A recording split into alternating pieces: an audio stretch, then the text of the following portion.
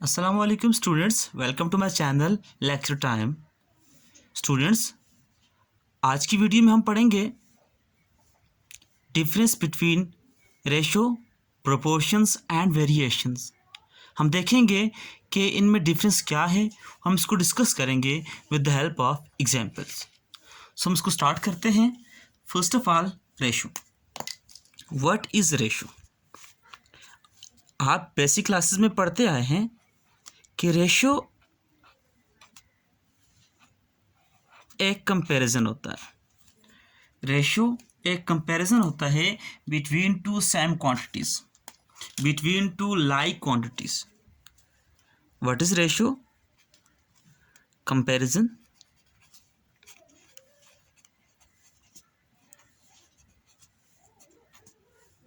Between two like quantities or same quantities, same kind of quantities.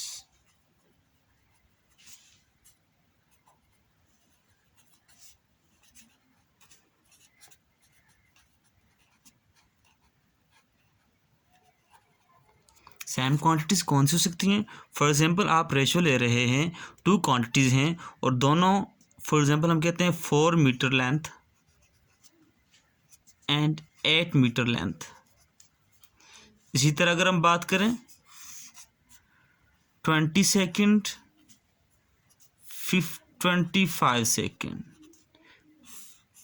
इसी तरह हम बात करें केजीज की 50 केजी और 90 केजी। तो हम जब रेशो फाइंड करेंगे तो हम इन क्वांटिटीज़ के दरमियान रेशो फाइंड कर सकते हैं।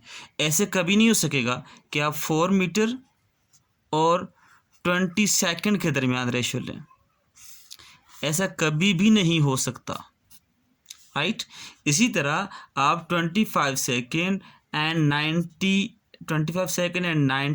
केजी, 90 केजी के दरमियान आप रेशो कभी नहीं फाइंड कर सकते। क्यों? कि सेकेंड टाइम है ये और क्वांटिटी है, और किलोग्राम मैस है। मैस और time, these are two different quantities. So ये बात सबसे पहले कंफर्म कर लें, क्लियर कर लें कि रेशो जब हम लेंगे तो two same kind of quantities के दरमियान रेशो हम ले सकते हैं, राइट। डिफरेंट क्वांटिटीज़ के दरमियान हम रेशो नहीं ले सकते। इसको रिप्रेजेंट कैसे करते हैं?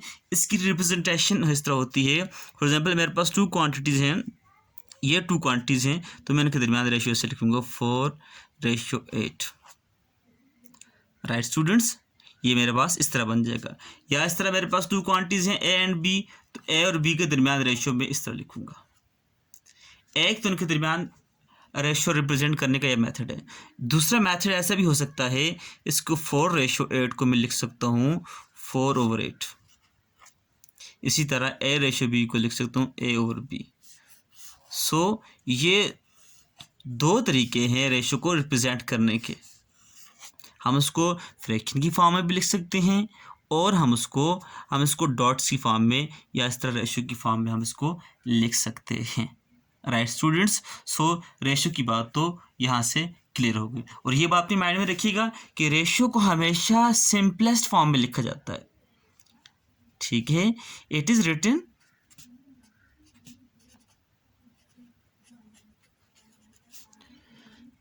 in simplest form, always written in simplest form. It is always written in simplest form. For example, 4:8 है तो इसकी simplest form क्या बनेगी? 4:8। अब देखें, ये दोनों 2 के फैक्टर पे डिवाइड हो सकते हैं। डिवाइड कर लेते हैं हम उसको। 2 1 ज़ा 2, 2 2 ज़ा 4, 2 1 ज़ा 2, 2 4 ज़ा 8। और अगेन दोबारा फिर हो रहे हैं, 2 1 ज़ा 2, फिर और यहाँ से 2 से डिवाइड करें 2 2 ज़ा 4, तो हम इसको लिख सकते हैं 1:2, राइट। तो हम इसको हमेशा किस फॉर्म में लिखते हैं? हम इसको हमेशा सिंपलेस्ट फॉर्म के अंदर लिखा जाता है, राइट। उसके बाद हम पढ़ते हैं प्रोपोर्शन की जानिब। What is proportion?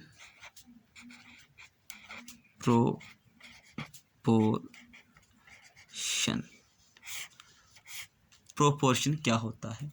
हम जब बात करेंगे प्रोपोर्शन की तो हम यहाँ पर बात करते हैं कि जब हमारे पास टू रेशोज इक्वल बन जाती हैं, when two ratios are equal then it is called proportion.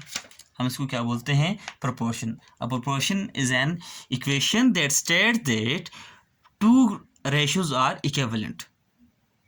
जब दो रेशोज इक्विवेलेंट होंगी तो हम उनको क्या बोलेंगे कि ये प्रोपोर्शन है। कैसे?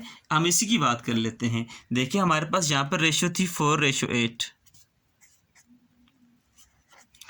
और इसको हमने सिंप्लीफाई किया, सिंपलेस्ट फॉर्म बनी 1:2। अब ये दोनों रेशोज इक्विवेलेंट है, ये दोनों रेशोज क्या हैं? ये इक्विवेलेंट हैं।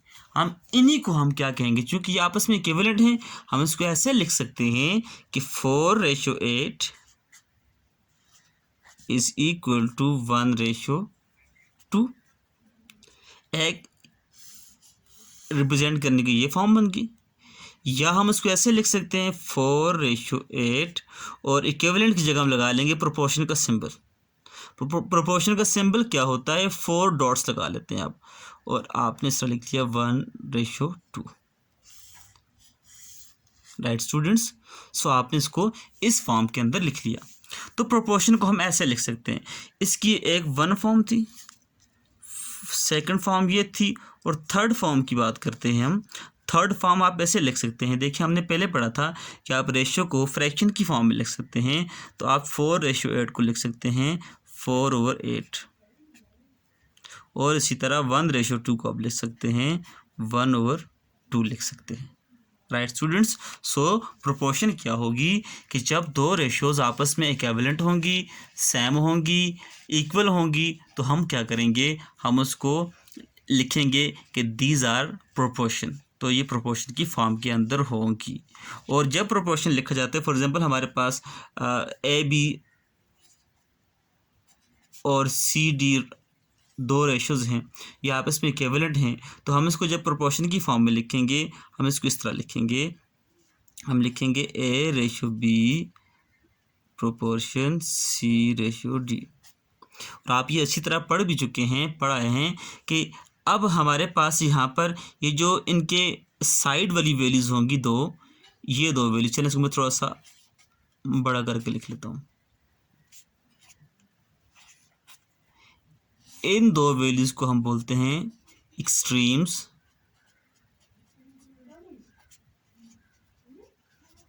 और हम इन दो वैल्यूज़ को बोलते हैं मीन्स वैल्यू बोलते हैं।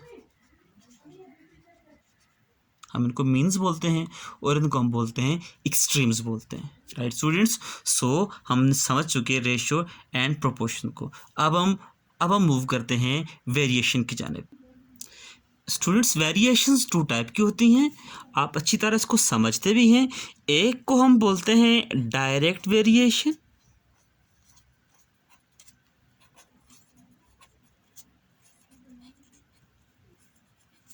और दूसरे को हम बोलते हैं इनवर्स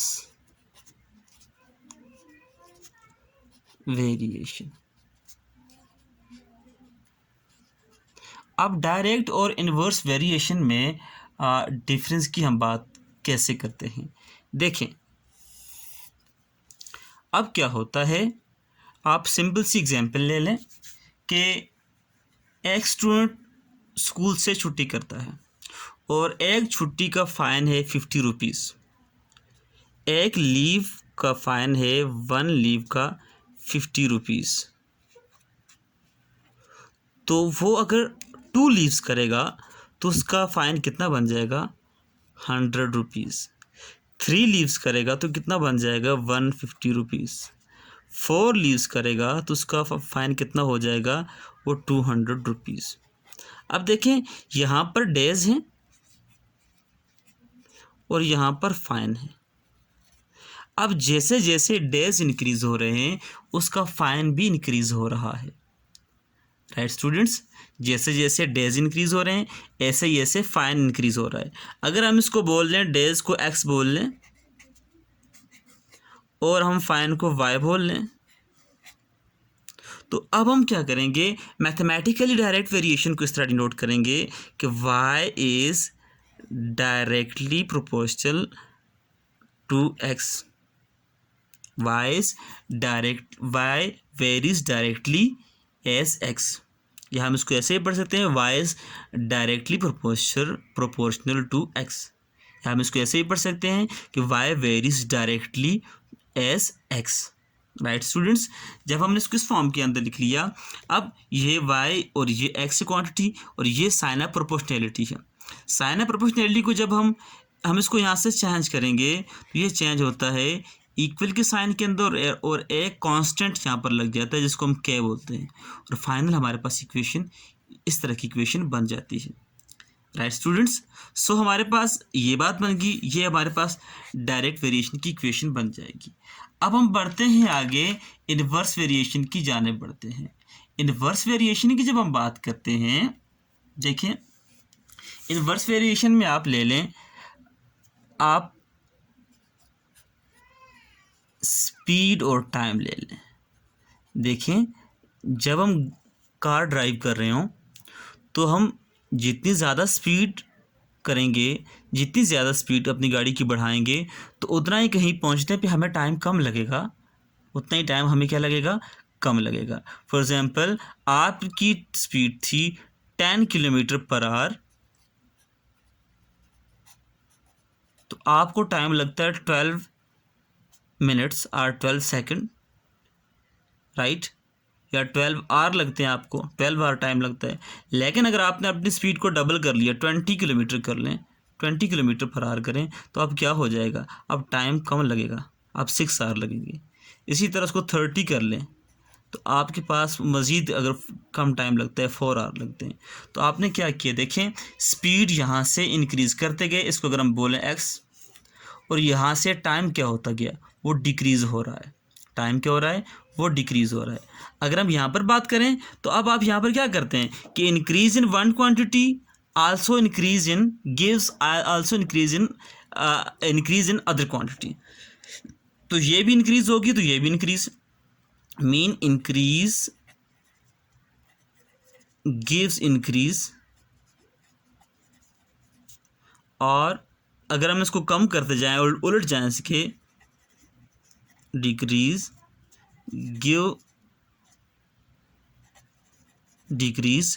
तो इस किस्म की रिलेशन को, दो क्वांटिटीज़ के दरमियान रिलेशन को, वेरिएशन को हम क्या बोलेंगे, डायरेक्ट बोलेंगे। और अगर यहाँ पर ऐसा हो कि increase in one quantity gives decrease in other quantity, this is called inverse variation, this is called inverse variation. और हमने यहाँ पर जब डायरेक्ट की बात की थी, y इज़ डायरेक्टली प्रोपोर्शनल और y varies directly as x लिखा था, तो यहाँ पर हम इनवर्स केस के अंदर कैसे लिखेंगे, हम इसको 1/, की फॉर्म में लिखेंगे। इनवर्स हमें ये बताता है, राइट स्टूडेंट्स। और फिर हम क्या करेंगे, जब हम इसको चेंज करेंगे, साइन ऑफ प्रोपोर्शनैलिटी को ख़त्म करेंगे, तो यहाँ पर कांस्टेंट k बनेगा और इक्वल का साइन, और k यहाँ पर नोमिनेटर की जगह पे इस तरह आ जाएगा। हम इसको लिखेंगे y is equal to k/x, और डायरेक्ट वेरिएशन के अंदर हम क्या लिखेंगे, y is equal to kx। अब आपने हम नेक्स्ट वीडियो में डिटेल के साथ पढ़ेंगे हम इन दोनों को।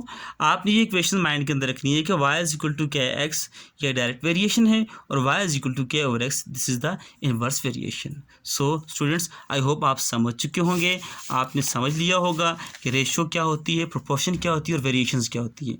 इनको हम डिटेल में डिस्कस करेंगे, वेरिएशन, टाइप ऑफ वेरिएशंस को नेक्स्ट वीडियो में। तब तक के लिए अल्लाह हाफिज़।